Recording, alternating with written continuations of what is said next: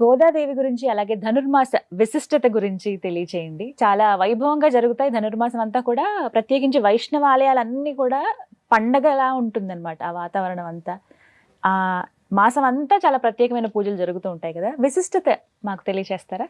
తప్పకుండా. శ్రీ విష్ణు చిత్త కులనందన కల్పవల్లి శ్రీరంగరాజ హరిచందన యోగదృశ్యాం సాక్షాత్ క్షమా కరుణయా కమలావినాన్యాం గోధామనన్య శరణం శరణం ప్రబద్ధే. గోదాదేవి యొక్క అద్భుతమైన చరిత్ర, గోదాదేవి యొక్క భక్తి. కర్కటే పూర్వ ఫాల్గుణ్యాం తులసీ కాననోద్భవాం పాండ్యే విశ్వాంబరాం గోదాం వందే శ్రీరంగనాయకి అని అంటారు. గోదాదేవి మనకి పాండ్య దేశంలో శ్రీవెల్లిపుత్తూర్ అనే ప్రదేశంలో తమిళనాడులో విష్ణు చిత్తులు అని వాళ్ళ నాన్నగారు, ఆయనకి ఆవిర్భవించింది ఒక తులసి కోటలో, ఒక వనంలో, తులసి వనంలో ఆవిడ ఆవిర్భవించింది అనమాట.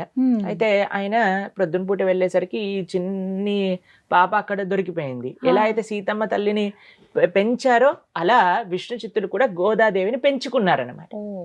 పెంచుకొని చక్కగా, ఆయన చాలా గొప్ప భక్తులు, పెరియాల్వార్ అని అంటారనమాట. పెరియాల్వార్ ఎంత భక్తి అని అంటే, మనం భగవంతుడి దగ్గరికి వెళ్ళినప్పుడు ఏం చేస్తామండి, వెంటనే మన దగ్గర ఉండే కోరికలన్నిటినీ చిట్టా ఇప్పేసి నాకు ఇది చేయించు, నాకు ఇది చేయించు, నాకు ఇది చేయించు అని అడుగుతారు. కానీ పెరియాల్వార్లు భగవంతుడు ఈయనని చూడ్డానికి వస్తే ఏమని ప్రార్థన చేశారు తెలుసా? అయ్యా స్వామి, నీకు దిష్టి తగలకుండా ఉండాలి, వీళ్ళందరూ నిన్ను చూసినప్పుడు జాగ్రత్త, నువ్వు జాగ్రత్తగా ఉండాలి అని స్వామికి మంగళ శాసనాలు చేసిన భక్తుడు అనమాట విష్ణు చిత్తులు. అది నిజమైన ప్రేమ. భగవంతుడి కోసం మనం ప్రార్థన చేయటం, మన కోసం మనం ప్రార్థన చేసుకోవటం కాదు, స్వామి బాగుండాలి అని ప్రార్థన చేసిన గొప్ప భక్తుడు పెరియాల్వార్లు అనమాట. ఆయనకి గోదాదేవి అవతరించింది చక్కగా చిన్నప్పటి నుంచి. అందుకే పిల్లలకి ఆధ్యాత్మికత నేర్పించటం ఎంత ముఖ్యము అనేది మనం ఆండాళ్ తల్లి యొక్క చరిత్రలో మనం చూడొచ్చు.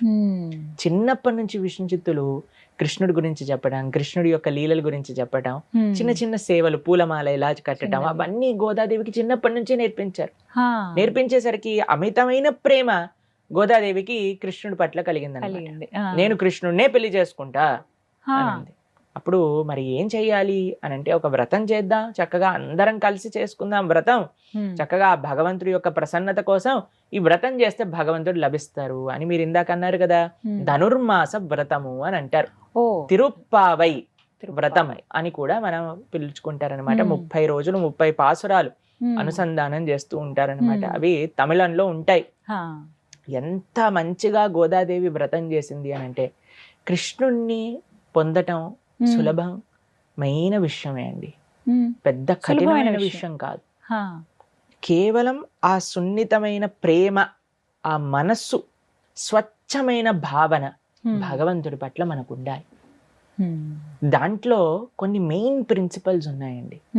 ఒకటి నామ సంకీర్తన, 2 భగవద్భక్తుల యొక్క సాంగత్యంలో మనం ఉండటం, 3వది మన గురువులు ఆచార్యులు చెప్పిన విషయాలను చక్కగా శ్రవణం చేస్తూ వాళ్ళు చెప్పినట్టుగా మన జీవితాన్ని మలుచుకోవటం.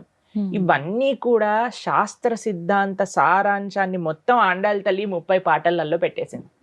చక్కగా వాళ్ళ స్నేహితులందరితో ప్రతిరోజు ఆలయానికి వెళ్ళి స్వామి సేవ చేసుకుంటూ, మనం చూస్తాం ఒక ఫోటోలో గోదాదేవి ఇలా మాల కట్టుకొని ఇలా అద్దం ముందు నించొని చూసుకుంటూ ఉంటారు. ఎందుకు అని అంటే, ఈ స్వామికి నేను ఈ మాల కట్టాను, ఎంత బాగుంటుందా, ఎక్కడైనా గుచ్చుకుంటుందా లేదా, ఎలా ఉంది కలర్ కాంబినేషన్ అని ఆవిడ వేసుకొని తీసి స్వామికి సమర్పణ చేసేవాళ్ళు. కొన్నిసార్లు అండి మనం సేవ చేసేటప్పుడు, అరే భగవంతుడే కదా అని మనం పూలు ఇలా వేసేస్తూ ఉంటాం, లేదా ఏదన్నా నైవేద్యం చేసినప్పుడు సరే మనం ఏమి అంత పట్టించుకోం. అరే దేవుడు తిన్నాక అప్పుడు మనం చూద్దాంలే, దాని తర్వాత మనం టేస్ట్ చూసి ఉప్పు తక్కువైంది, తాలింపు వేయలేదు, అవన్నీ వేసేసి మన అందరికి బాగా ఫస్ట్ క్లాస్ పెడతాం. కానీ గోదాదేవి యొక్క భావన ఏంటండి, అయ్యో కృష్ణుడు బాగుండాలా, మాల బాగుండాలా, గుచ్చుకోకూడదా అని చూసుకొని ఇచ్చేది. ఒకరోజు తండ్రి గారు చూసారనమాట, అయ్యో స్వామికి వేసే ముందు నువ్వు వేసుకుంటున్నావేంటి, అలా చేయకూడదు, అది అపచారం అని అంటే, సరే నాన్న రేపటి నుంచి చేయను అనేసరికి గోదాదేవి మాల కట్టేసేది, అందులో పెట్టేసేది, విష్ణు చిత్తులు తీసుకెళ్లారనమాట. అయితే భగవంతుడు అన్నాడు, ఓ ఈ రోజు నీ కూతురు వేసుకోలేదు మాల, నాకు ఇది వద్దు అంటే, అయ్యా ఏంటి నీకు, మాల వేసుకుంటే అది అపవిత్రం అవుతుంది కదా. లేదు భక్తితో ప్రేమతో చూస్తున్న మాలలే నాకు కావాలి, కాబట్టి గోదాదేవిని వేసుకున్నాక నేను వేసుకుంటా అని చెప్పారు అనమాట అడిగారు. స్వామి. భగవంతుడు అండి, భగవంతుడికి అవసరమైనది వస్తువు కాదు, భగవంతుడికి అవసరమైనది భావన, భగవంతుడికి అవసరమైనది ప్రేమ. హిందీలో అంటారనమాట, భగవాన్ ప్రేమ్ కే భూకే హే అని అంటారు. ఆయనకి ఆకలి దేనికోసం అని అంటే మన ప్రేమ కోసం. ఆయన వేచి చూస్తూ ఉంటానన్నమాట. ఎందుకండి ఆయనకి ప్రేమ లేదా అని అంటే కాదు, ఆయనని ప్రేమిస్తే మనం తరిస్తాం కాబట్టి. అసలు గోదాదేవి వారి జన్మకు కారణం ఏంటండి? మనకి భక్తి మార్గాన్ని చూపించడానికి, సులభంగా కృష్ణుణ్ణి ఆరాధన చేసి కృష్ణుణ్ణి పొందవచ్చు అని తమ జీవితంలో తాను ఆచరించి భగవంతుణ్ణి ప్రేమించి భగవంతుణ్ణి పొంది మనందరికీ ఒక మార్గదర్శకాన్ని చూపించింది. భక్తి, కృష్ణ భక్తి అనేది చాలా సులభం. చిన్న పిల్లండి గోదాదేవి వ్రతం చేసినప్పుడు ఎవరికైనా సులభం, అది ఎంతో ఆనందకరమైనది అని ప్రపంచానికి నిరూపించడానికి గోదాదేవి అవతారం అన్నమాట. కాబట్టి ఈ మీరు చెప్పినట్టుగా కృష్ణుడు భగవద్గీతలో మాసాన మార్గశీర్షోహం అని చెప్తారు. మాసములలో నేను మార్గశీర్ష మాసాన్ని, అదే ధనుర్మాసంగా మనం చెప్తాం. ఈ 30 రోజులు కూడా వివిధ వైష్ణవాలయాలలో ప్రొద్దున పూట చక్కగా అద్భుతంగా తిరుప్పావై అనుసంధానం చేసుకోవటం, చక్కగా చక్కెర పొంగలి, కట్ట పొంగలి, పులిహోర, దద్దోజనం, ప్రసాదాలు. మేము చిన్నప్పుడు మేము చిన్నగా ఉన్నప్పుడల్లా కూడా ఈ క్రిస్మస్ హాలిడేస్ వచ్చేవి మాకు. మా అమ్మమ్మ గారి వాళ్ళ ఇంటికి వెళ్ళామన్నమాట. వెళ్తూ ఉండేవాళ్ళం. మేము ప్రొద్దున పూట చిన్నప్పటి నుంచి కూడా ధనుర్మాస వ్రతం పూర్తిగా చేస్తూ ఉండేవాళ్ళం అనమాట. ప్రొద్దున పూట తెల్లవారుజామునే లేచి ఆలయానికి వెళ్ళి పాసరాలు అనుసంధానం చేసుకొని ప్రవచనం సేవించి స్వామి తీర్థగోష్ఠి అన్ని చేసుకొని ప్రసాదం స్వీకరించి ఇంటికి వచ్చేవాళ్ళం. ప్రొద్దున పూట 4:30 నుంచి ప్రొద్దున పూట 9 గంటల వరకు ఆలయంలోనే ఉండేవాళ్ళం ధనుర్మాసం మొత్తం కూడా. ఈ పాశురాలు ఏవైతే ఉన్నాయో ఎవరైనా పఠించవచ్చా అండి? అందరూ చక్కగా పాసరాన్ని పఠించటం కంటే ముఖ్యం ఏంటి అంటే పాసరాలను అర్థం చేసుకోవటం, అందులో ఉండే భక్తి తత్వం, గోదాదేవి ఏం చెప్తుంది అని అర్థం చేసుకోవటం. మన ప్రణవానంద దాస్ ఛానల్లో కూడా 30 రోజులు 30 తిరుప్పావైకి సంబంధించిన పాసరాలకు సంబంధించిన లెక్చర్స్ అవైలబుల్ గా ఉన్నాయి. కాబట్టి అవి చిన్న చిన్న షార్ట్ వీడియోస్ ఫార్మాట్ లో 15-20 minutes ఫార్మాట్ లో ఉన్నాయన్నమాట. ఎందుకంటే అండి మనం పఠించేస్తాం, దాని యొక్క ఫలితం ఉంటుంది, కానీ దాని యొక్క అర్థం తెలుసుకుంటే అప్పుడు నిజంగా మన జీవితంలో ఎలా భగవంతుడి దగ్గరికి మనం వెళ్ళొచ్చు అనే విషయాలు మనకు అర్థం అవుతాయి. అంటే మాలాంటి వాళ్ళ కోసం సింప్లిఫై చేసి చెప్పండి ప్రభుజీ. అంటే ఉద్దేశం ఏంటి, ఏముంది అందులో పాశురాల్లో, ఏం చెప్పదలుచుకున్నారు? శాస్త్ర సారాంశం మొత్తం కూడా మీకు ఒక విషయం చెప్తాను. ఎన్ని వేదాలు, ఎన్ని పురాణాలు, ఇతిహాసాలు అన్నీ ఉన్నాయి కదండి. అవును. అన్ని చదివేంత సమయం ఉందా మనకి? ముందు ఓపిక ఉండదు ప్రభుజీ. ఓపిక ఉండాలి, నిష్ట కావాలి, ఇంట్రెస్ట్ ఉండాలి, అది మాకు చదవాలి అనే ఒక ఇది ఉండాలి. నిజమేది. కానీ మీకు ఒక విషయం చెప్తాను, వీటి యొక్క సారాంశం మొత్తం కూడా ఎక్కడుంది అని అంటే భగవద్గీత, ఈ రెండిట్లో శాస్త్ర సారాంశం మొత్తం కూడా ఉంది. నిగమకల్ప తరోర్ గలితం ఫలం సుఖముఖాదమృత దవ సంయుతం పిబత భాగవతం రసమాలయం ముహురహో రసిక భువి భావుక అని అంటారు. శాస్త్రం మొత్తం కూడా ఆ సారాంశం, ఆ తీయదనం మొత్తం కూడా భాగవతంలో ఉంది. ఇన్ని చదవాల్సిన అవసరం, అన్ని చోట్లకి పరిగెత్తాల్సిన అవసరం లేదు. భాగవతం ఒక్కటి పట్టుకుంటే మొత్తం శాస్త్ర సారాంశం మొత్తం గీతా భాగవతాలలో ఉండిపోతుంది. ఈ గీతా భాగవతాల యొక్క సారాంశం అంటే ఒక సినాప్సిస్ రూపంగా మనం చూస్తే అది తిరుప్పావైలో కూడా మనకి లభిస్తుంది.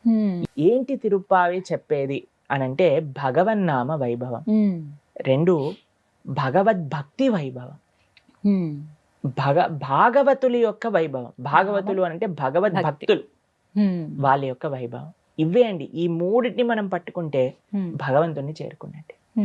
ఇవే పాశురాలలో వివిధ రూపాలలో ఎంత బ్యూటిఫుల్ గా ఆండాల్ ఎక్స్ప్లెయిన్ చేస్తుంది అని అంటే అంత బ్యూటిఫుల్ గా చెప్తుంది. ప్రభుజీ తమిళంలో ఉంటుందన్నారు కదా, అంటే మేము మాలాంటి వాళ్ళు చదువుకోవడానికి వీలుగా తెలుగు కానీ సంస్కృతంలో కానీ వింటూ వస్తే వచ్చేస్తుంది. అంత ఈజీ కాదు. మేము కూడా చిన్నప్పుడు ఆ గోదా పాశురాలు నేర్చుకున్నప్పుడు కొద్దిగా సమయం పట్టింది, కానీ వచ్చేసింది అన్నమాట. కాబట్టి అందరూ ప్రయత్నం చేయొచ్చు, అందరూ నేర్చుకోవచ్చు.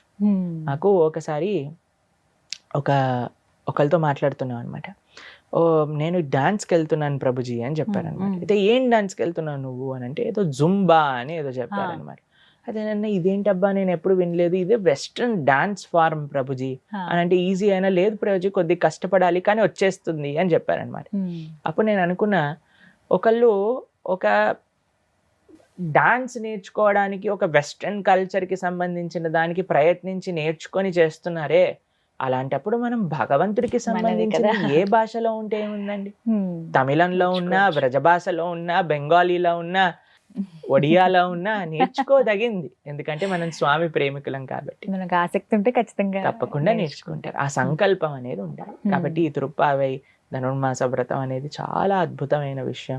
ఆండాళ్ళ తల్లి చెప్పిన విషయాలు తిరుప్పావైలో ముఖ్యంగా వినటం చాలా ముఖ్యం.